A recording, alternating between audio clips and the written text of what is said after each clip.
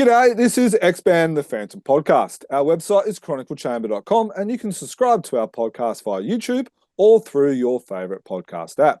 Please do not forget to give us a rating so others can find us.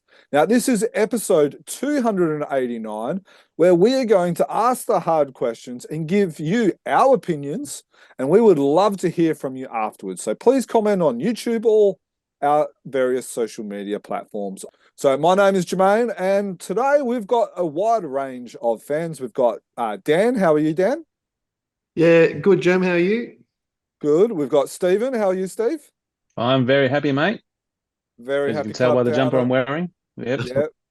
Yeah. For those on the audio, he's wearing a Hawthorn shirt. And we have Seuj. How are you, sir? Hello, I'm fine. How are you?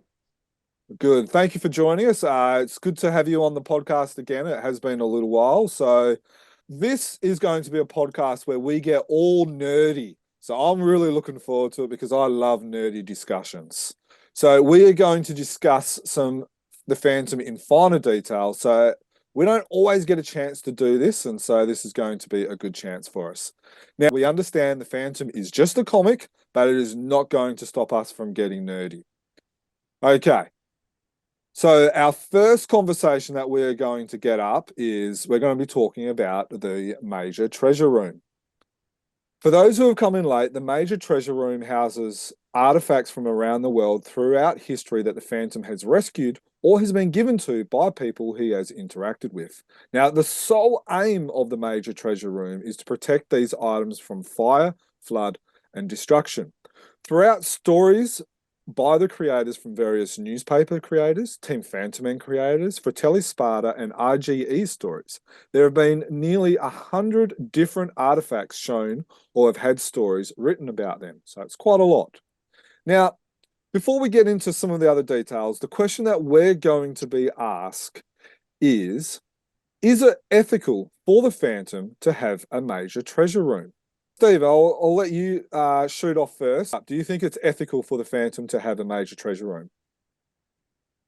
Yes, because he's taking care of things until their rightful owner, or I'm sure he'd have no problem if someone said, can we have this back? Or can we go and display this in, wherever? And he'll say, yeah, no problem. As long as they're the rightful person to give it to. Oh, it's funny actually because I was thinking pretty much along the same lines. As you've said there, I think you might have quoted from the Phantom Bible website there, Jerm, in terms of the reason why Phantom has curated this major treasure room over the years. It's all these artifacts that would otherwise be lost to humanity, and a lot of them, a lot of the ones that I guess people are more familiar with or have been used a lot more often in stories would be a lot of the European-based artifacts, and so I'm referencing things there like Alexander's Diamond Cup is one of the first ones that springs to mind for me. But in the other ones that are regularly come up would be the sword of Excalibur, the sword, the asp that killed Cleopatra, Juliet's wig from Romeo and Juliet. So from the first playing of that, the Lyre of Homer. There's those are all from Greek, Egyptian, English heritage.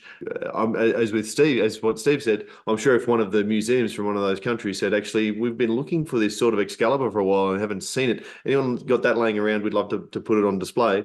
If the fan got wind of that, I think, as Steve said, if it was the rightful owner and it was going to be used for the right purposes, I don't think he'd have any problem going, right, actually, the Phantom's time of storing this is done and it's time to return it.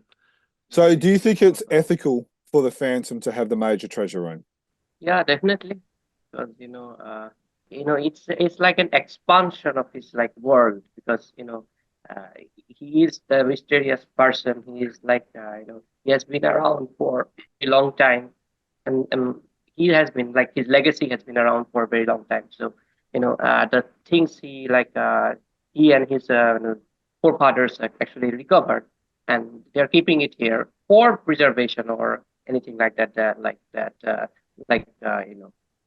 You guys said. But that is that just makes sense to me. And also it's it's a great way for me to enjoy as a fan, because I just like the scope of his like Phantom's world. That is what I would actually like to say. So we've all given like the same sort of answer, but caretaker, looking after it and that sort of stuff. But it makes me wonder, is that what the museums and stuff were doing when they took them in the first place? In real life, where they're saying, we'll keep this safe if we go and put it in our university. Well, I actually think it's unethical for the Phantom to keep the major treasure room. I tried to put my mind like why did it actually was created in the first place? And I kind of came to, post Second World War, where we saw a lot of the Germans, the Nazis stealing treasures from around museums and stuff like that. Are we today is society safe enough where it doesn't need to be hidden in a skull cave and it can be returned to the people for the people to enjoy? Because let's face it, in the skull cave, no one can enjoy it, but in a museum, people can enjoy it. Interesting point. And what I'm still grappling with is most of these are things of legend. Is there really a diamond cup? Excalibur? They're kind of imagined down the legend. There probably is a snake somewhere probably fossilized and long gone now. But I'm thinking of Juliet's wig from Romeo and Juliet. That was the Phantoms. That was the second Phantoms. That was his. So it's that one out of all of them is definitely in the right spot. And if they say, "Oh, would you like to display it?" It's up to the Phantom to say, "Oh, would you like this in your museum over in Oxford or Cambridge or whatever?" From that first showing. So I reckon that one actually belongs to him. But the others, I can see they could have a case. One of the things about the ethics of it for me is the reason that any item came to be in the major treasure room or came to be in a museum in the first place. And the Phantom, none of the generations of the Phantom are taking things for their own greed or purposes to go, oh, well, I'm a collector of these ancient and legendary things, and so I'm going to have it in my own personal collection. That's not what it's about. It's about preserving them for future generations. So given that that's the whole proviso, once the future generation is right, once the time is right, I'm sure things would get handed back. Yeah, I agree. I listened to a podcast on I think it was the California diamond, which is in the UK's Crown Jewels. That diamond is not English in any way whatsoever. And I know there's been a lot of countries that have been trying to lay claim on ownership of that. And so I listened to a podcast on the history of this diamond, and it made me think, okay, so this diamond was given to English monarchy when they took over India. So is it now time for them to return it? And then it made me think, well, that's where I kind of got this idea is it time for the Phantom to start returning some items as well? I think it would make a great story. Like, say he decides, all right, it's time to, I've had these for so long. He has an act of conscience or whatever, and think it's time to move these on. Let other people enjoy them. Let the people who their origin enjoy them again, or keep or entrust them back to them, and then they're out there, and then something happens. It was perfect. It's got a story written all over it. Yeah, it absolutely does, and I think a story of someone, and I was a bit glib before about has anyone seen Excalibur laying around, but if there was a story about the search for one of these legendary items, and the Phantoms come across it, there's a story there of the Phantom getting in contact and perhaps going to return the item because he's, that's it, mission accomplished with regards to that. But then at the last second or fractionally too late, even he finds out that no, they're getting it back for nefarious means, and they're trying to steal it, and then he's got to try and right that wrong again, sort of thing. I think there'd be some pretty cool stories in that as well. I reckon it's got a daily written all over it. I reckon Tony DePaul could do it. In our chat prior to the conversation about Indiana Jones and the famous line there, it does feel very Indiana Jones-ish, the whole major treasure room, doesn't it? Oh, absolutely. And that's the same sort of era, isn't it? Post-war Nazi. Nazism, like Indiana Jones is set in that's all around World War II, if I remember correctly. So it's all around that time, and that's the way the thinking was. And he's trying to rescue, and you can say that his reasons for what he does are morally sound and ethically sound. He says that belongs in a museum because he's trying to get away from the bad guys. The bad guys are just trying to lock it away and to keep in their private places. But he says, no, it belongs in a museum so everyone could enjoy it. So from his ethical perspective, he is right. However, from the culture or the country of origin of that item, they'll be saying, no, it belongs here with us. That's what I'm going to assume. So, and both of them are right from their own perspective. It's from an outsider, someone who can be objective, saying, yes, Indy, you've got a point there. Everyone can enjoy it if it's there, but it's not your decision to make. It would be, the country of origin, I would assume. So, I know I said before that the fan's doing it for ethically sound reasons. However, he doesn't own these. So, like I said, maybe it is time to take them back, but his reasons for having them are still ethically sound. Interesting. Now, it is fair to say that the Phantom doesn't claim ownership over these items. For those who are on YouTube, you will see examples now, as we're talking about it, where the Phantom says, they belong to all mankind. They've been kept safely here through war, plague, and fire. I am the caretaker. Dan, Jermayn, and I, we're three Australian white guys. We haven't really had any of our culture taken. Okay, we were the guys who came in over. We're all from European backgrounds. England came over, colonized Australia, and they've done that or they came over to India, if I remember my history somewhat. So we haven't had any of our culture taken. We're the ones being taken from the culture. Would I be right in saying that you've got a bit more skin in this game? If England's taken stuff from India, would you, as an Indian, like it back? Yeah, definitely, because the Kohinoor diamond, that is the biggest thing. That was was India's kind of property, but it kind of passed on with some invaders, foreign invaders. There was one called Nadir Shah who actually fought the Mughals, I think, at the end, and then he took it over to this Persia or something like that. Those places, and then that eventually got to the hands of the British monarch. So then that was installed on the Queen's that crown. Yeah, so they want it back. There are many things from India, from my state Assam. There was a lot of these things were taken. In Assam, there is a very kind of a different sort of a branch of the the religion. It's called Vaishnav, religious leader. He actually made a whole, I would say, cloth with stories of a life of Krishna and some different stories. He made a cloth with all those pictures. It's called the Brindavani Vastra. That Brindavani Vastra was taken by the British. I think a major portion of the cloths has been taken to the British Museum now.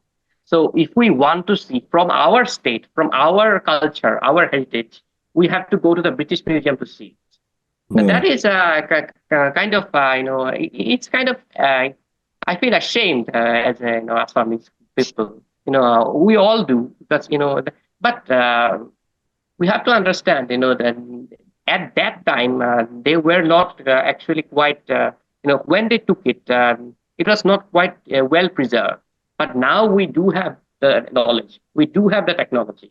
So, because we have good museums, where we can preserve things, and that really makes sense for them to return. But they are obviously not going to return, because there has been all these talks with our government and the British government or whatever, because they are definitely never going to return. They say it's their own property, but it is not, because it originated here. It relates with our culture. Their culture does not support that. So yeah, I mean, I know that is like my opinion of mine, but yeah, that it makes sense for me to get these things in return because it is, it is, yeah, it makes sense. That makes sense. Yeah.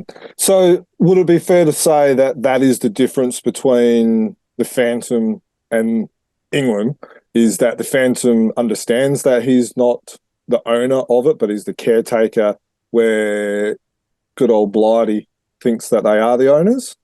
Yeah, as you guys also said before, the Phantom, who are what he has, those things like they were like given to him by people, like he did not like snatch them. Lastly, I'm going to ask a quick question, and then I'm going to give everyone one more point if they need to, and then we'll get on to our next question. Would everyone like to see a story where an item gets returned to someone or someplace? I know I would. Stephen, Dan, Seuj? As I mentioned before, I think it's ripe for an opportunity for that. Yeah, I'd certainly read that story, that's for sure. And if it was one of the more famous pieces, then it probably would even have more interest for a lot more people, I suppose, if it's one of those ones that's come out in various stories over time. I will make you said about making an extra point, Germ, but one other story I found with regard to particularly, I suppose, a diamond that was in the major treasure room does lay open the other fantastical, obviously fictional reason why the Phantom has things in the major treasure room as well, and that's to protect humanity from them, if you like, or to make sure they're not used in the wrong way. So I found, and I do love a Scandinavian story. The Star of Sekhmet was a story which was from. It's only been published once by Frew back in 1998, issue number 1214, and it's a story of a. Well, it's kind of like an Indiana Jones Temple of Doom type artifact that in the hands of the wrong person can be used to gain power for themselves, almost like the skulls of Tuganda as well. And so it's in everybody's best interests for the Phantom to have that item, stick it in the back of the skull cave where no one's going to see it, and it's not going to cause any damage.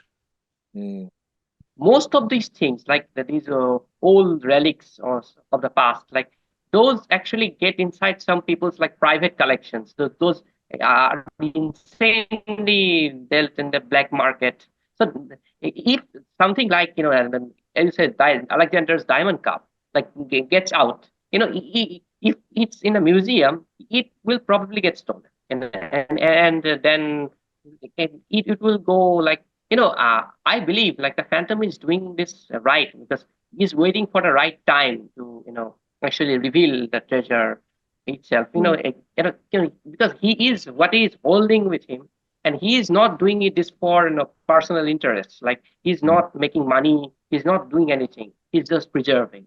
And when the time is right, I believe definitely it needs to be opened up, but. I don't believe it is the right time because the whole thing like antique.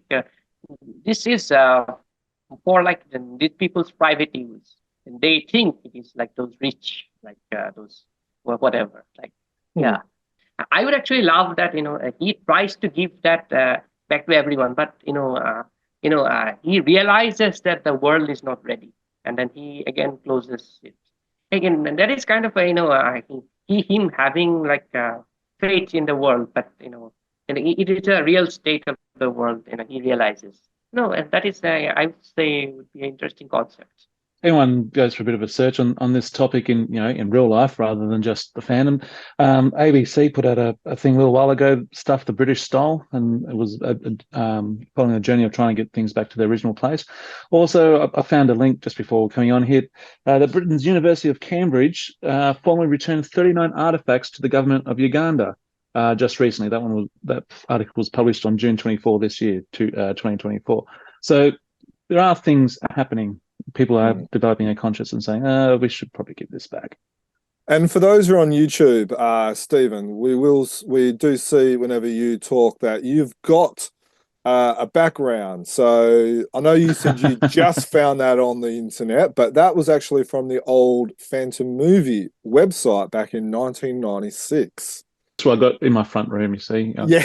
When people come around, I just show them around and They don't ask any questions. No one's asked for anything back. So I feel like you I should just be keep it sending there. some of that stuff back, Steve. Hey, if someone wants it back, I'll pass it over. At the moment, they know it's safe. Awesome. So we're going to move on to our second hard question. And this one, we're going to be talking about the power of the digital comic. Now, in the last couple of months, we have seen Lightning Strikes announcing their new monthly digital anthology. Comics Kingdom has added more importance with their digital daily comic website. And then we've now got 3 comic publishers in Frew, Fantomen, and Mad Cave Studios releasing their digital content as well.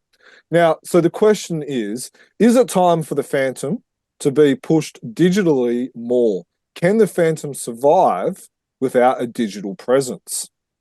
I think in regards to KFS and the dailies and the newspaper strip, I think absolutely needs to go digital, because there's just newspapers aren't publishing it. So the only way that we can get it is through the website, which is it's a pain. It's a pain. You go to work, and at least my work still has newspapers on the table. I could flick through it and read my comic there, but now I've got to open up the browser and do all that sort of stuff, which isn't annoying. And I think it was earlier this year or last year when these sort of things happening, I didn't mind it. I was reading comics more often.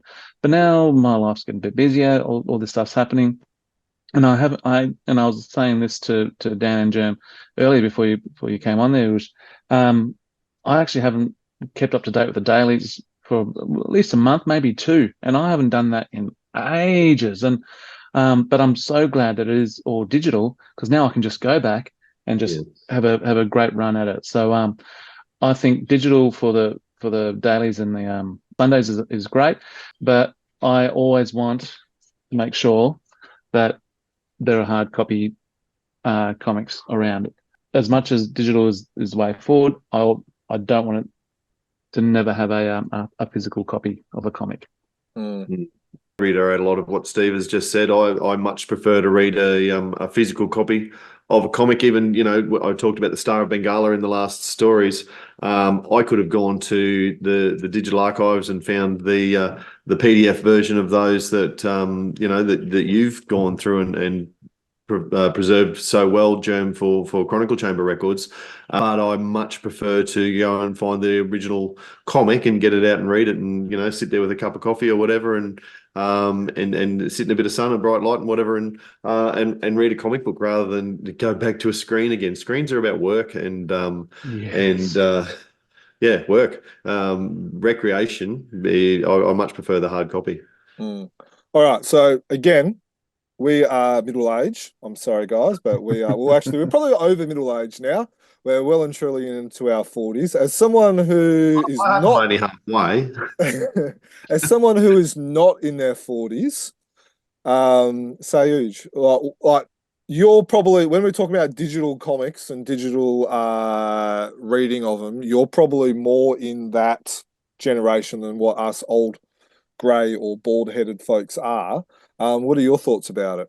I got access to comics that I couldn't get, like those foreign books. Those I could get like the Indian books, but it was not possible. Like about how to buy from eBay or etc. Like those foreign markets. Or if I get some access to them, they would the prices would go very high.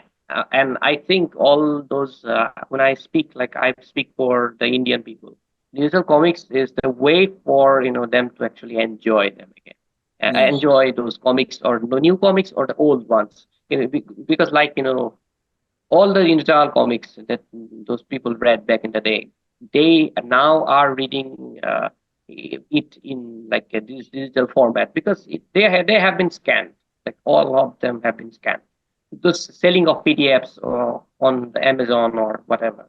But that is a different thing. But digital is very popular, and I think it is a efficient way for me to read. From a Phantom level, yes, it's the same thing, because when I got access to the first comic that I actually read was obviously the Indian publication. My father introduced me to Indijal comics, so his collection somewhere there. So I just read them, and And then, of course, I thought I would like to read more. And so obviously I was able to get like those things. So I just downloaded from some blogs and etc. because they are scanned. So I started to read them, and that's how I came to enjoy them and got introduced to like these international like comic books. They are really necessary for this age because digital comics are easy to be read, easy to be available because you don't have to like for foreign comics you don't have to wait for like the longest time to get the buy the comic, then get the comic, then read the comic. It's like a long period. But now you just pay for it, then you get a PDF or you read it on Amazon, a Kindle or whatever. That is the efficient way for them to read, or the Comics Kingdom, for example. Digital is the way, and yeah, so it can't be ignored. But at the same time, I think physical is also demanded because I like to read physical because first I did start reading like those digital ones, but then I got into physical, and then I just keep getting and getting, and I do have like quite a sufficient collection now of the physical. They take up space, but I just enjoy reading them, or getting a chance to look at them and discovering new things. So, quick question regarding the Indian market. Obviously, you know that a lot better than what we do. What's the digital Indian market like, and how does that work with piracy problems? Look, let's be honest, piracy is everywhere. How does that work? Do people only read the digital comics pirated, or do they actually still pay for their comics digitally and read it that way? Is there a market? Could Free, who release comics in English, could they do a digital subscription in India, and would they make money out of it? Would people buy it, or would they just wait for a pirated version? Interesting question. It's a very complicated actually situation because there are some folks like as you know, like India is a very like a price sensitive market. So yes, and people like want to spend like a good chunk of money. If they only get it cheap, you don't easily give away your money, and that's fine because that's what you need to do. But that's when it comes to like digital ones. Individuals were scanned because for preservation and etc. So that is a different thing. But then those foreign ones, those recent ones, those fruits, they were somewhere like scanned in India as well. So that is for them, for the Indian market, or for me at that time, would be like digital is free as a phantom kind of market. Well, if True like launches this, there will be people who would buy it, but then because it's a PDF, they will just share it online. And if they share it with someone else, it will definitely get shared with more and more and more people. Like that's how piracy spreads, right? So that's how piracy works. Even like the movies that get pirated, because so someone that streams it on the streaming service, then he records it, or then it just it's uploaded, and then everyone gets access to it. So piracy can't be stopped. That is not possible in India, especially because everyone loves free. Free things are, who doesn't love free? So in the sense of like the Shakti or Regal or whatever they're doing, I was thinking like when you were talking about that, Shakti, as you know, they actually stopped the other two languages, the regional languages they did, the Hindi and Bengali. So basically what happened was, they were not at all profitable because, those Hindi speaking people or the Bengali speaking people, they kind of, because they already had access to those stories. Because color does not help. This coloring comes with a cost. But if they print their regular daily stories, they have read them on Comics Kingdom or even the newspapers. So that is also the thing. People don't want to read the same story again and again. if they have read it before, then why would I actually pay to buy it? So that is the kind of, that's the state of those kind of publications, that, people just are not just not buying it. They Shakti is like printing one comics after the other, but they get so minimal returns that, eventually the other two languages are not possible. So I was thinking, if they do like the Bengali and Hindi in digital, would that work? So I actually conversed with my father, because he had some knowledge about like publishing, and so he told me it would make sense for them to do that. It would benefit them, but a lot of lot of problems they would run into, because one is definitely piracy. Two is like people needs to be like satisfied, and they must not back out. So there should be like a kind of, if they want to do it, there should be kind of they ask those on the Facebook group or whatever, that we are planning on doing like a digital issue. So would you be interested in buying it? So and they get responses. They get like 1,000 commitments or something like that. Those 1,000 commitments means 1,000 subscriptions. So per issue, if they charge like 100 rupees, so it would for 12 issues a year. So then they would like charge the whole amount. That would probably actually help them to kind of start like this, because they are paying the subscription fee already. So they put out a comic one after the other. So they already have the sales. They just have to produce it. But Shakti or Regal or whoever does it, have to be mindful of like, they have to also make some profit. They have to price it efficiently. But it has to be like lesser than the physical one. So just to cut in for a sec there, you make mention of it needing to be cheaper. That's what a lot of US markets do. They offer their comics at a cheaper price when there are digital, definitely, as well. So I think that's a good point, that you will have to do that. So I'm just going to rattle off a couple of stats, and then I know Steve has a couple of comparables between comics and another industry that he knows a little bit about as well, which I'll get him to share about in a second. So in the year 2019, so it's not that long ago, only 5 years ago, digital comic book sales in the US generated a revenue of $100 million. In 2022, the global comic market reached US $5,188.8 million.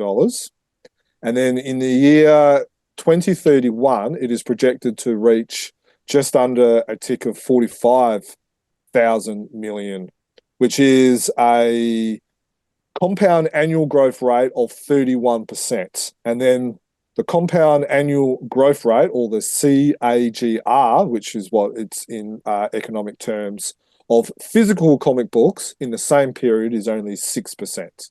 So what they're predicting is that if you do your maths, 5 times the rate of online comics is going to be selling compared to physical comics. Stephen, you wanted to make a couple of points. I really liked your thoughts on this one, which if you can go from there, please. Yeah, well, this digital is very much a billion-dollar industry. Looking at all that, and makes one of the things I've written down to talk about negligible now, but we'll see how we go. But as we've been talking about this, I've been thinking about the music industry, and I reckon that we're about 20 years behind the music industry. 20 odd years ago, we had Napster, we had LimeWire, and it was the death of the music industry. People were just sharing music left, right, and center. You could get it for free rather than having to buy it. But nowadays, we have Apple Music, and we have got Spotify, and for a small fee, you can stream all your music that you want, or you can do it for free, but you got a lot of ads. Okay, so personally, I've gone for Apple Music because I hate ads. If I'm going to listen to ads, I'll listen to the radio. Also, I still like my physical media. So just for example, I've got a pile of CDs here that I still need to put on my Apple Music, but I like I don't know if you can see it. There's a good one for all the Aussies. There's Cold Chisel Last Stand CD. So I still like the tactileness of having a CD and putting in a player. But even more so, I reached over and I grabbed a random album.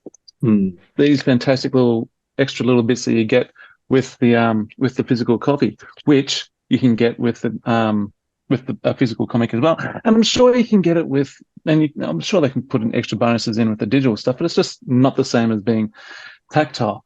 That's why I like the tactileness of the physicality of stuff over the digital. However, I don't know a heck of a lot about the digital comic industry, but seeing those numbers have really opened my eyes to it. They're German, and obviously the publishers are really getting onto it, because I was thinking to myself, would these cheaper prices, would getting them for a lot less affect the payment of creators? And I've just seen a question as I'm talking here: do musicians make more or less money today compared to prior to digital? Very good question. You may see a lot more musicians going touring nowadays, because that's where they make a heck of a lot more money, by actually going out and playing shows than getting their 0.00001 cent a stream. So unless you're someone like, they're saying, oh, digital is great for musos because they can get, little Tom, Dick or Harry in their garage can all of a sudden get their music to a worldwide audience. Technically, yes. However, to actually make any money of that, you got to sell a heck of a lot of copies, and not everybody is Tay-Tay. Okay, you got to go out. People have still got to go out and tour. There's very much a market for both, but you can't have digital without the physical. So for those who don't know, when you listen to music on Spotify or Apple Music or whatever like that, the musician gets half a cent or quarter a cent every play. Is that correct? If it's a quarter of a cent, they're doing well. Well, whatever the amount is. But yes, it's a fraction of a cent. Okay, so thinking out aloud here, and is that a model for creators, that for every download, for every time you buy a $3 comic or a $1 comic or a 100 rupiah comic via your digital reader, do the creators, is that one way for them to actually get paid, in a sense? Is so that way, if when we are buying our comic, do they then It'd be interesting to hear a creator's point on that, because I dare say the publisher would get the fair slice of it, but would the creator pay per download rather than pay per issue? So I'm assuming that artists and writers or creators get paid for the issue that they've done, all right, and then once the issue's gone out, then they don't get paid per how many issues get sold. They get paid for the issue. But I could be wrong. So, for example, this is the latest through that I've got. It's the collector's replica. We got the fantastic Grange cover. I'm assuming that Grange would have been paid for that. That looks like a commission, so he's been paid for the commission.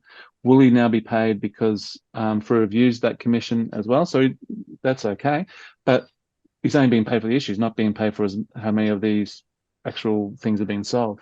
So it would be a change of the model if it's to go down that way.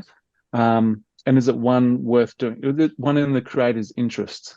Well, to be fair, I can't think of any interviews with musicians or artists that are saying that this model works really, really well for them, and they're all becoming incredibly wealthy thanks to Spotify or Apple Music. So that probably speaks to the overall viability of that for creators. Great for the consumer. Yes, but not necessarily the creators. That's my take on it. Look, let's face it. The majority of fandom readers are older. Could a digital comic bring in more fans of the Phantom, or is digital just not going to be the solution? I think thoughts on that? If you can piggyback on other things, like it depends on your digital subscription. So, for instance, if I think of the Marvel or the DC universe, let's say I'm a massive Wasp fan, and all I like to read is Wasp comics. So I'm going to have to get a whole Marvel subscription just to read Wasp. I'd rather just, is that going to be too much? Am I going to pay too much? On the other hand, if I'm someone who really only likes to read Spider-Man comics, am I going to get the full package? But now I'm going to read a few Wasps and Ant-Mans and these sorts of things and suddenly enjoy those smaller characters. Can the Phantom piggyback in on the back of a more popular character in terms of a digital subscription that way, perhaps. Certainly, if I look at this concept as a fandom fan, and I don't read a lot of other comics, I don't want a broad subscription that is going to give me access to all of these other things. To be honest, I don't have time to read fandom comics, let alone a whole broad swathe of other stuff. So I would want a subscription that's only going to get me fandom comics. And is that going to be well, it's not. That's not going to be viable, I wouldn't have thought, for any publishers. Very much the same as you there, Dan. Often when I hear something on a radio, or I hear something in an interview, or hear someone so they're inspired by someone else, I can get on the internet, get on Apple Music, whatever, and download their song because I've got the subscription. If the subscription was good value for money, would it be worth getting a Marvel or DC? Like, I'd love to know more about Daredevil. I want to read more Daredevil, but how much is it? I haven't investigated it. Is it a good price? Yeah, I'll go read Daredevil. Maybe get me reading more Iron Man or more something else. So I reckon it's a weighing the cost factor on that one. Is there technology where digital comics can be unpiratable, and can you then have a version of that software where you can have ads? So for free versions, and then if you pay $1 a month or $1 a week or whatever, you can have, non-ads. Is there a comic version of Spotify, I guess, is probably the best way of putting it. I would say that'd be the way moving forward, and not having one myself, not having looked at Fruit Digital and not having looked at DC or Marvel, I'm assuming that'd be the way that they're going. I believe the digital is the way for the future. I actually saw a video on YouTube from a YouTuber. I don't remember his name, but he talked about he doesn't have much space at his house, so he wants to read digital comics. And he talked about why people collect comics, because they think that they will earn some value in the future. And that is not the thing, but some of the people also like to read it. But so he kind of talked about the disadvantages of these physical ones.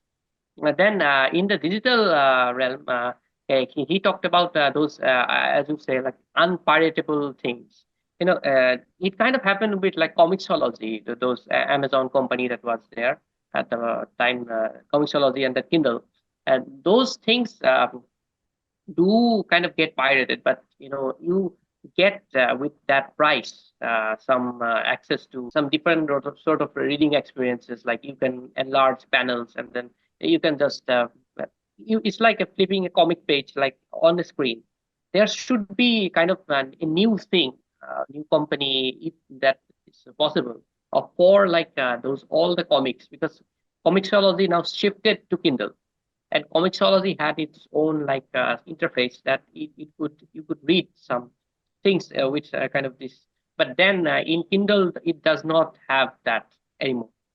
So there should be a kind of new companies. I think some sort of platforms are coming up that you could do the digital comics. And Steve talked about how are they going to get paid.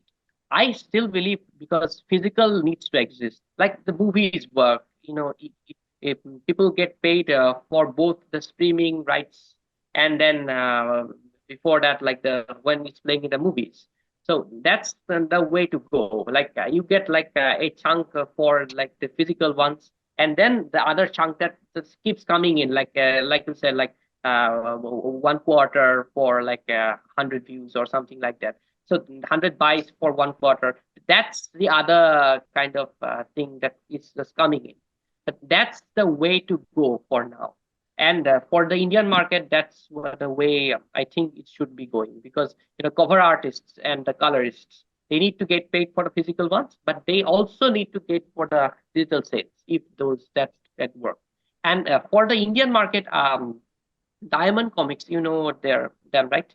So they actually kind of are, and we're doing, I think, some sort of digital comics on their platform. So and the comics are kind of, in a way, not. It's not possible to pirate them because the images can be shaped, and they have some sort of gateway that blocks you from getting screenshots. So that's the way to go.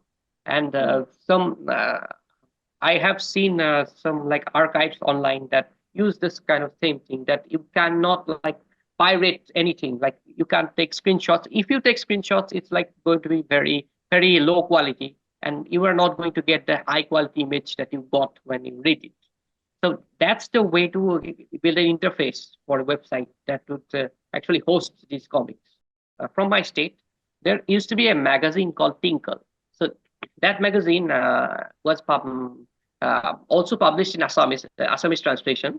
So people have been claiming, campaigning, not campaigning, but they want it back. It was stopped in the 80s, like at the same time in Rizal was. So they want it back, like they want in Rizal back. So what they tried to do, um, we need 1,000 backers. We need this certain amount of money. Then we will go to the publisher and tell them to publish it again. So they did that. Then they got like I think around like 700 backers, but they didn't get the 300. They thought that we got backers, but they didn't get any money.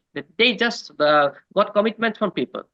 So they just thought that we will get the other 300 by uh, by the when we publish it. They published 4 issues, and they are still not sold out. I think around they sold like 200, 300 copies, but the other, like they published 1,000 copies. They are not sold at all. So, and I like that thing from, Sanjay Kumar is doing with, you talked about, like he is doing with this new Fantomen Indian book. And he is trying to get 1,000 backers, but that is not possible because, if people commit, they are going to back out. You have to get money up front, kind of like a pre-order.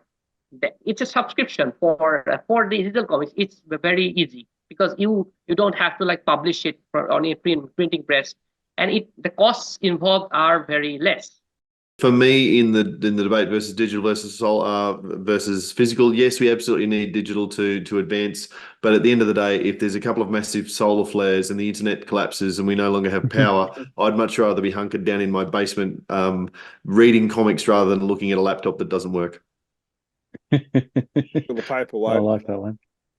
Stephen, anything you want to add? Just a quick little search on the Apple iStore or App Store while you're talking there.